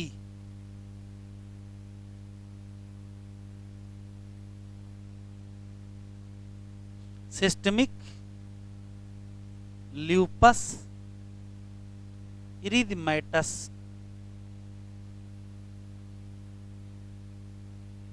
पढ़ें? नहीं, बस एनसीईआरटी ओपन करें। लिख लिए यहां तक?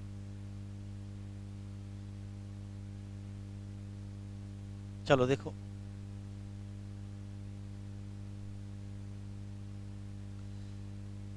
कह रहा यदि आप किसी नई जगह पे जाते हो, देख लो जरा, तो गए थे घूमने और शुरू हो गया वहां क्या? स्नीजिंग और वीजिंग, सांस लेने में दिक्कत, और कह रहा कोई इसका एक्सप्लेन रीजन नहीं है। अगर आप वहां से दूर चले गए, सिम्पटम क्या हो गए? डिसअपियर। इसका मतलब जगह ही दूषित है, वहां जगह नहीं जाना चाहिए, ठीक जगह नहीं है। Did this happen to you? क्या ऐसा आपके साथ हुआ है? और नहीं। Some of us are sensitive to some particle in the environment. Above mentioned reaction could भी हो सकता क्या? एलर्जी। किसकी? पॉलन। किसकी? मिट्स। अलग अलग जगह पर। यहां से अंडरलाइन करो। Exaggerated response of immune system to क्या? Certain antigen present in environment. कहोगे क्या? एलर्जी। बातचीत ना करें।